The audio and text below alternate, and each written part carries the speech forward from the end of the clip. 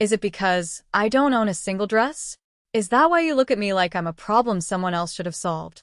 Maya watched his face for something, anything. The man across the low-slung table, Tatsuya Ishikawa, did not react. His stillness was an art form. He sat with a ramrod-straight posture that should have looked unnatural in the plush, minimalist surroundings of the private club in Shinjuku, but on him, it looked like the room was built around his spine. He wore a suit the color of a starless midnight, tailored with a precision that suggested it was more armor than clothing. The only break in the severe perfection was the intricate blue-black ink of a dragon's tail peeking from his left cuff. Her father, a man shrinking in his own expensive suit, shifted beside her. "Maya, please," his voice was a frayed whisper. Tatsuya's eyes, dark and flat as polished obsidian, finally moved from some distant point over her shoulder to meet hers. They held no warmth, no curiosity, only a faint, dismissive appraisal. Then, the corner of his mouth ticked upward. It was not a smile. It was the precursor to a laugh, a dry, humorless sound that scraped the quiet of the room. "I am not concerned with your wardrobe," he said, his English perfect, each word a carefully placed stone. "Your father has made a series of unfortunate decisions. His debt is now my concern. And you," he gestured with one long-fingered hand, a casual flick of the wrist that felt like a judgment, "are the settlement." The words hung in the air, thick and suffocating. Settlement. Not a bride, not a person. A line item on a ledger of failure. Maya felt a cold fury crawl up her throat, but she swallowed it down. Her father had explained it in the car, his words tumbling over each other in a panicked rush. He'd borrowed from the wrong people, made promises he couldn't keep. The Ishikawagumi did not accept payment plans. They collected. She had thought it was a joke, a sick, twisted threat to scare her father straight. But sitting here, in the oppressive silence of this room, with men in dark suits standing like statues in every corner, she knew. This was real. She was 18 years old, a high school graduate with a scholarship to study architecture, and she was being traded like property. "I'm not an object," she said, her voice low but clear. The hoodie she wore, a soft, worn gray, suddenly felt like a child's security blanket. Her jeans felt flimsy. She was out of her depth, a swimmer pulled into a riptide, and all she could do was try not to drown. Tatsuya's gaze flickered over her again, from her worn sneakers to the defiant set of her jaw. "In my world," he said, the amusement gone, replaced by a cold certainty, "everything is an object until it proves its value. Your father has offered you as a gesture of alliance, a marriage to seal his loyalty and erase his debt." He leaned forward, just an inch, but the movement shifted the gravity of the room. "He believes this makes you valuable." I remain unconvinced. The insult was so clean, so surgical, it left her breathless. He wasn't just dismissing her, he was dismissing the entire premise of her sacrifice. "Then don't accept," Maya challenged, ignoring her father's sharp intake of breath. "Tell him the deal is off. Take his business, his money, whatever it is you want. Leave me out of it." For the first time, a flicker of something other than contempt crossed Tatsuya's face. It was surprise, faint and quickly suppressed. He looked at her father, whose face was now ashen. "Your daughter has a spine," Tatsuya observed. "A pity you do not share the trait," he stood, a fluid motion of contained power. The men in the room straightened, their attention sharpening.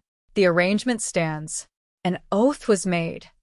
He walked around the table, his expensive leather shoes making no sound on the thick rug. He stopped not in front of her father, but in front of her. She had to crane her neck to look up at him. Close up, she could smell the faint, clean scent of cedar and something like cold smoke clinging to his suit. A thin, white scar cut through his left eyebrow, a tiny imperfection that only made the rest of his face seem more flawlessly carved. "You will come with me now," he stated. It was not a request. Panic, cold and sharp, finally pierced her anger. "No." He did not raise his voice. He did not have to. "Your refusal is irrelevant. The debt is owed. The price has been named." He looked at one of his men, a burly figure by the door. Takeda, see that she is escorted. Her father will remain here to finalize the transfer of his assets. Her father wouldn't meet her eyes. He just stared at the table, a broken man. The betrayal was a physical blow. He wasn't just giving her away, he was leaving her here. Takeda moved toward her. Maya flinched back, her chair scraping against the floor. Don't touch me. Tatsuya's hand shot out, not touching her, but hovering in the air between them. A command for his man to halt. Takeda froze instantly. You will find, Maya, Tatsuya said, and the way he spoke her name was different, deliberate, as if testing its weight on his tongue, that my world operates on discipline. You will learn it. He lowered his hand and turned toward the door. Bring her. There was no choice. Not really. She could scream, fight, make a scene. It would only end one way. With a cold knot of dread in her stomach, she stood. She gave her father one last, searing look of contempt. He flinched, but still did not look up. She walked out of the room on her own 2 feet, Takeda a half step behind her. She did not look back. She followed the severe line of Tatsuya Ishikawa's back through a maze of quiet corridors and into a private elevator. The door slid shut, encasing them in polished steel and silence. That was the moment everything changed. She was no longer her father's daughter, no longer a student with a future. She was a debt, and she belonged to the most dangerous man in Tokyo. The elevator descended, and she felt like she was falling into the earth itself, leaving the ordinary world behind forever. The doors opened into a pristine, underground garage where a black sedan waited, its engine purring. He held the door for her, a gesture of mock chivalry that was more menacing than any threat. As she slid onto the cold leather, she knew this was not just a car ride. It was the beginning of a life sentence. The penthouse was a cage of glass and steel perched atop the city. From the floor-to-ceiling windows, Tokyo glittered below, a sprawling galaxy of light and life that felt a million miles away. Everything inside was monochrome. White marble floors, black leather sofas, chrome fixtures that gleamed under recessed lighting. It was less a home and more a monument to wealth and control. It was sterile, cold, and utterly silent. Tatsuya left her standing in the center of the vast living room while he spoke in low, rapid Japanese to Takeda. She caught her own reflection in the dark glass of the window, a small, defiant figure in a gray hoodie, completely out of place, like a weed growing through a crack in the marble. When he was done, Takeda bowed and left, the heavy front door clicking shut with an unnerving finality. This will be your home, Tatsuya said, walking past her to pour a drink from a crystal decanter. The amber liquid caught the light. There are rules. You will not leave this apartment without my permission and without an escort. You will not contact anyone from your former life. Your phone, he held out his hand. She clutched the phone in her pocket. It was her only link to everything she had ever known. No. He took a slow sip of his drink, his eyes watching her over the rim of the glass. He set it down with a soft click. Do not make me take it from you. The quiet threat in his voice was more effective than a shout. Every instinct screamed at her to run, but there was nowhere to go.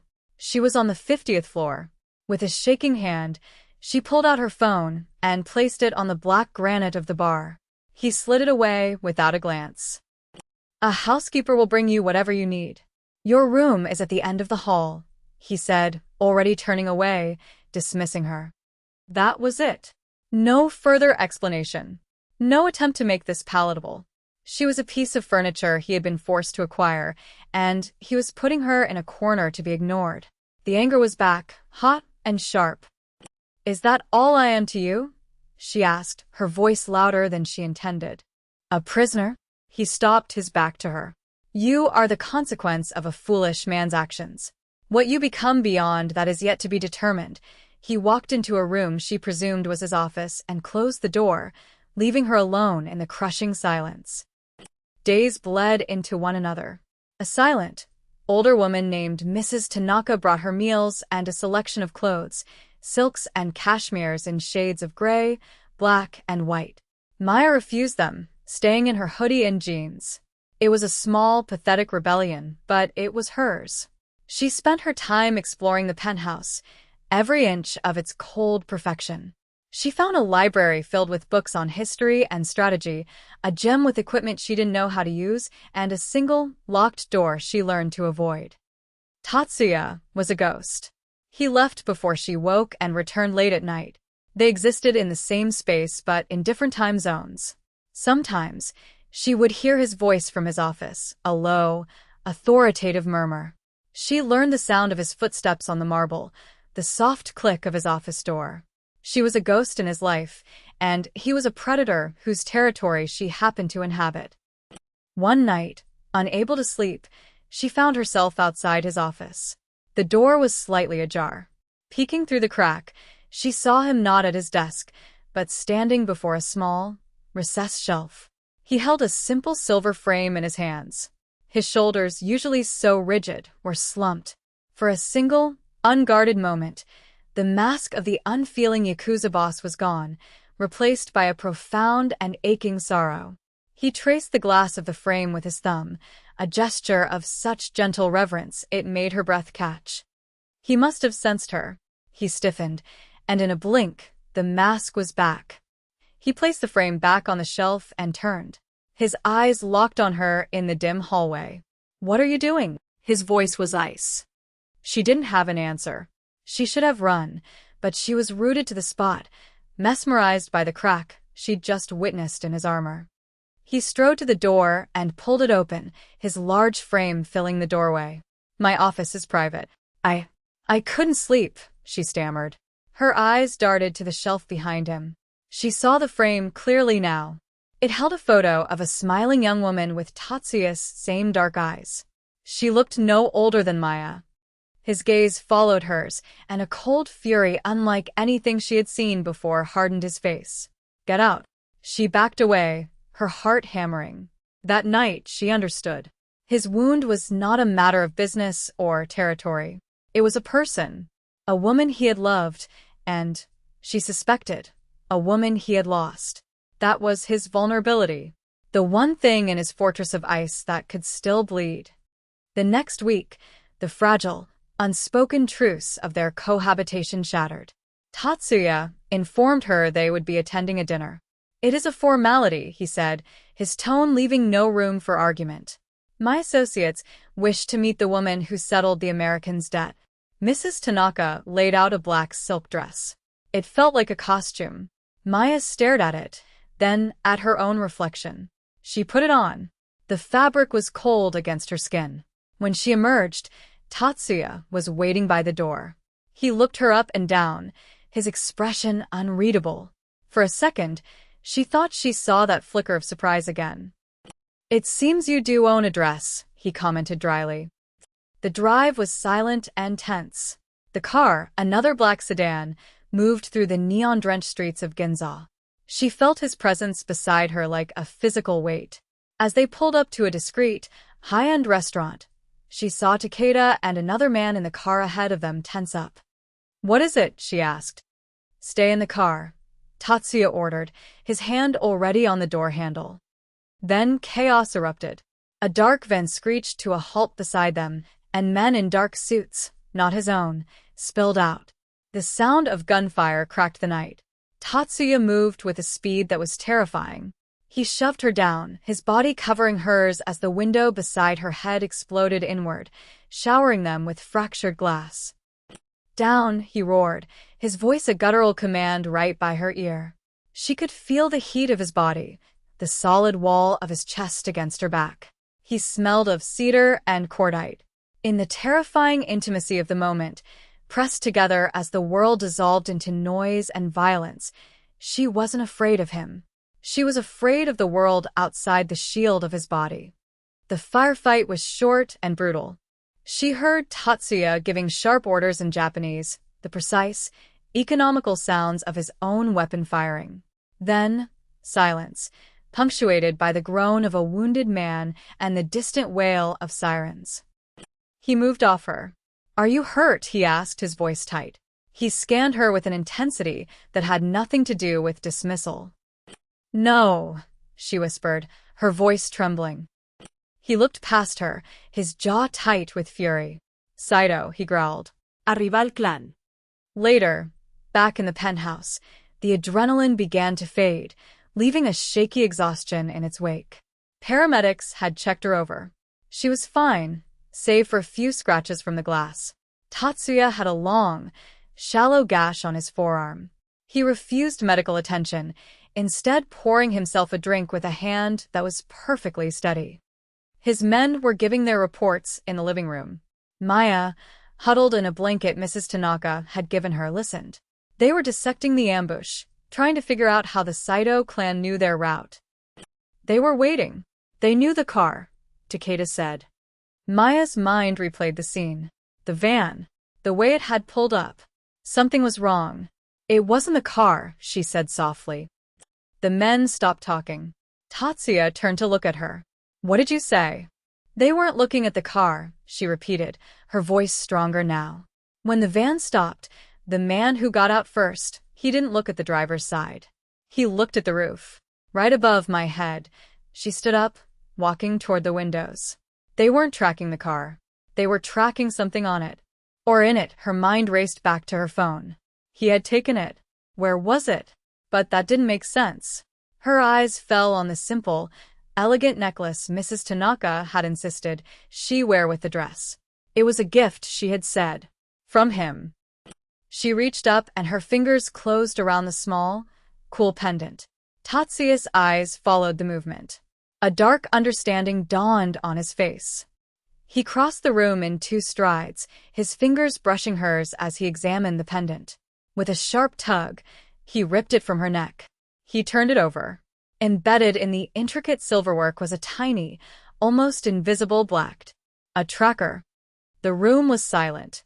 His men stared, a mixture of shock and shame on their faces for having missed it. Tatsuya looked from the tracker in his palm to her face. He saw not a child or a pawn, but someone who saw things. Someone who had survived. It wasn't a gift from you, she stated, the pieces clicking into place. No, he said, his voice dangerously quiet. It was a gift from your father. Delivered this morning. The betrayal was a fresh, deep wound. Her own father had marked her for slaughter to curry favor with his new master's enemies. Tatsuya crushed the necklace in his fist. For the first time, she saw the violence he kept so carefully leashed flicker in his eyes. And, for the first time, she realized it was not directed at her. He made a deliberate choice to stay, when he could have left her in that car. He had shielded her. And she, in turn, had just shown him how his enemies were hunting him. The space between them crackled with a new, unspoken tension. He saw her now, and that was far more dangerous than being ignored. The aftermath of the ambush changed the atmosphere in the penthouse. The silence was no longer empty, it was heavy, fraught with the unspoken. Tatsuya's presence became more constant. He worked from his office, the door often left open. He was watching her, she knew, with a new, calculating intensity. He no longer saw her as a piece of cargo. He saw her as a variable, an unknown quantity in his precise equation of power. Her father was dealt with. Tatsuya didn't give her details, and she didn't ask for them. He simply said, his disloyalty has been addressed. He will no longer be a factor. The cold finality of the statement was enough. A part of her should have felt grief, but all she felt was a numb, hollow relief. The man who had sold her was gone. One afternoon, she found herself standing before his open office door again. He was on the phone, his back to her, and his voice was raw in a way she'd never heard. He was speaking Japanese, but the emotion needed no translation. It was grief and fury, tightly coiled. When he hung up, he stood motionless for a long moment before turning, and he saw her there. He didn't order her out. "It is the anniversary," he said, his voice flat, "of my sister's death." He gestured to the photograph on the shelf, the one of the smiling girl. Akari. The Saito clan. It was them. It was a message to my father. They took her from a park. She was 16 inch. He looked at Maya, and his eyes were not those of a Yakuza boss, but of a brother who had failed. I was supposed to be watching her. I was 18. I got distracted. By the time I realized she was gone, he stopped, the muscle in his jaw working. They left her body where my father would find it. A lesson in humility. The confession hung between them, a staggering weight. It was the key to him, the shame he carried, the cold rage that fueled his entire existence. He had failed to protect the woman he was responsible for, and he had spent every day since ensuring he would never fail like that again. And now, another young woman was under his roof, a responsibility forced upon him. Her. "I'm sorry," she whispered. It was all she could say. He gave a short, bitter nod. "Sorrow is a luxury. We deal in debts." He walked to his desk, the mask of control settling back over his features. But the crack had been exposed. She had seen the man beneath the monster. The threat from the Saito clan escalated. It was no longer about territory, it was personal. They knew Tatsuya had a new weakness, a new woman in his house. One evening, Mrs. Tanaka was preparing dinner when a package was delivered. Takeda intercepted it, his instincts sharp. It was a small, ornate box. Inside, nestled on a bed of silk, was a single, dead canary. And a photo of Maya, taken through the window of the penthouse with a long-range lens. Tatsuya's rage was a cold, silent thing. He cleared the penthouse of all staff except for Takeda. The glittering cage became a fortress. He barely let her out of his sight. The forced proximity was no longer awkward, it was electric. They would read in the same room, the only sound the turning of pages. He would watch her sketch in a notebook she'd found, buildings, skylines, abstract forms. He never commented, but he watched. One night, the tension broke. He found her on the balcony, staring out at the city lights. The wind was cool, whipping strands of her hair across her face. "You should not be out here," he said, his voice close behind her. "It is not safe." "Nowhere is safe, is it?" she replied, not turning. "Not with you." He came to stand beside her, his shoulder almost brushing hers. The space between them hummed. "No," he admitted. "But you are safer with me than you are without me." She finally turned to face him. Why? "Why protect me? I'm just a deal your enemies can use against you. A liability." His gaze was intense, searching her face in the dim light from the city. "I told myself it was a matter of honor. An oath to your father, however worthless he proved to be. An insult from the Saitos that could not go unanswered." He took a step closer, closing the small distance between them. She could feel the heat radiating from his body. "I was lying to myself." Her breath caught. This was it. The confession that was more dangerous than any declaration of love. "When I saw that tracker on you," he continued, his voice a low rasp, "and I knew they had marked you as mine to be slaughtered. The thought of them succeeding was unacceptable." He said her name then, Maya, and it was different. It was not a label. It was a possession. A claim. He lifted a hand, his fingers hesitating for a second before they brushed a strand of hair from her cheek. His touch was featherlight, but it sent a shock straight through her. The silence stretched, thick with everything they couldn't say. The enemy made their move a week later. They didn't come with guns. They came with subtlety. Tatsuya was called to an urgent meeting across town, a supposed emergency, with one of his shipping fronts. He left her with Takeda and 2 other guards. It felt wrong. Too easy. An hour after he left, men in the uniforms of a high-end cleaning service arrived at the service entrance. They had credentials, a work order. It was flawless. Takeda was suspicious, but the paperwork was perfect. It was Maya who saw it. One of the cleaners had a tattoo on his wrist, the same stylized scorpion she had seen on one of the men from the ambush. She didn't scream. She acted. While Takeda was distracted, she grabbed the heaviest object she could find, a chrome sculpture from a side table, and smashed the fire alarm panel by the elevator. Alarms blared, emergency lights flashed, and the building's lockdown procedure began. It was the diversion they needed. In the ensuing chaos, she saw her chance. Takeda was fighting, holding them off. She could run. The service stairs were her only path. She could get lost in the city, disappear. But she didn't. She ran to the office, to the intercom system she'd seen him use.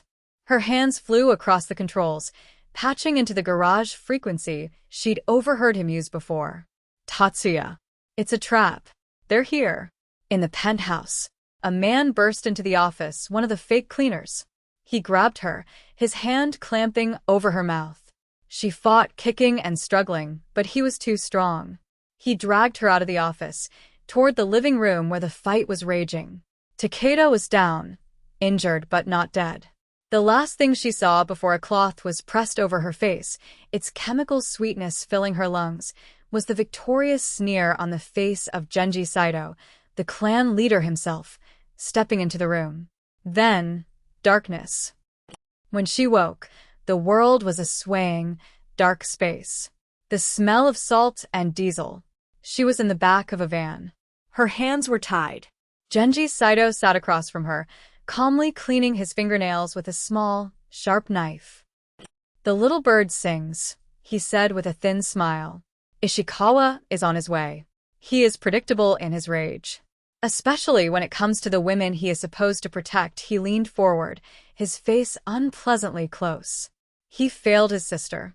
Tonight, he will fail you, too." Fear was a cold, hard knot in her stomach. But beneath it, something else was stirring. A cold, clear anger. They thought she was a pawn. A damsel. They were wrong. While Saito monologued, boasting of his plan to lure Tatsuya to an abandoned warehouse at the docks, she wasn't just listening. She was memorizing. The names he mentioned, the positions of his men, the exact location of the trap. She filed it all away, a weapon he was unknowingly handing her. Tatsuya came, not with rage but with ice. His men hit the warehouse with surgical precision. The rescue was brutal and swift. Tatsuya himself pulled her from the van, cutting her bindings with a knife. His face was a mask of cold fury. He searched her for injuries, his hands surprisingly gentle. "I'm okay," she said, her voice hoarse. Back at the penthouse, which was now swarming with his men cleaning up the mess, he took her into the office and closed the door. He was cleaning a cut on her cheek with an antiseptic wipe. "They said you called me," he said, his focus on the task. "They were talking," she said, her voice shaking slightly. "Saito." He said everything, where he was moving his product, who his main distributor in the port is. "He has a meeting tomorrow night at Pier 7 to finalize it." She delivered the information in a flat, even tone. She didn't tell him how she'd gotten it, how she'd had to listen to the man who kidnapped her brag for an hour. She just gave him the weapon. She had crossed a line. This wasn't self-defense. This was intelligence. She was an active participant in his war. He stopped, the wipe hovering over her skin. He looked at her, truly looked at her. He saw not a victim, but an ally. A queen on his chessboard, not a pawn. "Maya," he said, and the single word was filled with a dawning, dangerous respect.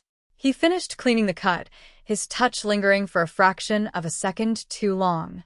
"When they took you," he began, his voice low and rough. "The quiet in this house was a poison. I have not felt that since my sister." He met her eyes. "I will not feel it again." It was a vow. A promise forged in violence and fear. He was claiming her not as a debt, but as his. And in the silent, wrecked penthouse, surrounded by the evidence of his brutal world, she didn't feel afraid. She felt found. The final confrontation was set for the following night at Pier 7. Tatsuya used the information she'd given him to lay a devastating trap. But he didn't leave her behind.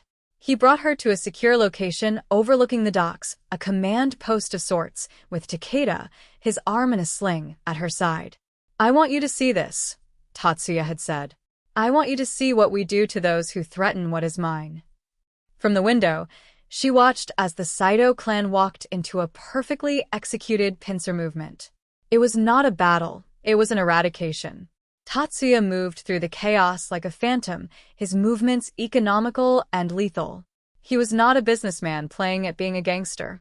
He was a predator in his natural habitat. But Saito was a cornered rat. In the final moments, he broke through the line, making a desperate run for Tatsuya. One of Tatsuya's oldest and most loyal lieutenants, a man named Hiroshi, who had always looked at Maya with suspicion, threw himself in front of his boss. He took the bullets meant for Tatsuya. The cost of this war, paid in blood. Maya watched it all, her face impassive. She felt no horror, only a grim sense of finality. This was the world she had chosen. After the sirens faded and the cleanup began, Tatsuya found her still standing at the window. He didn't speak. He came to her and took her hand, turning it over in his. His thumb traced the faint, silvery line of a scar on her wrist from when Sato's man had grabbed her. It was a permanent mark. "The Ishikawa clan owes you a debt," he said, his voice quiet in the aftermath. She looked from their joined hands to his face. The cold mask was gone. In its place was something raw and real. "This isn't about the clan," she said. His dark eyes held hers, a universe of unspoken things passing between them. "No," he agreed, his voice rough with emotion. "It is not," he acknowledged it. He acknowledged her. Not as a wife by force, or a debt, but as the woman who had become the unshakable center of his violent world. He would not lose her as he had lost his sister. He would burn the world down first. Weeks passed. The city healed. The underworld settled into a new, quiet order under Tatsuya's absolute control. The penthouse was no longer a cage, but a sanctuary, a fortress. One evening, Maya stood on the balcony, looking out over the endless ocean of lights that was Tokyo. She was no longer wearing the gray hoodie, a relic of a life that felt like it belonged to someone else. She wore a tailored black jumpsuit of her own design, elegant and severe. It was her version of power, her own armor. She heard him approach, the familiar sound of his footsteps on the marble. He came to stand beside her, not touching, but the air between them was thick, a living thing. He followed her gaze to the sprawling city below, their empire of glass and shadow. "You could have left," he said. It was not a question. It was a statement of a truth he had accepted. After the Saito clan was broken, the doors had been unlocked. She was free. "I know," she replied, her eyes fixed on the horizon. She did not need to look at him. She felt his presence like a part of her own heartbeat now. She had had her chance to run back to the ordinary world, and she had turned her back on it without a second thought. This world of danger, loyalty, and brutal honesty was more real to her than anything she had known before. She had not been rescued. She had chosen. "This is my home now," she said, and the words were not a surrender, but a declaration. A truth that settled over them as surely as the night settled over the city. The tomboy in the hoodie was gone, and in her place was a queen,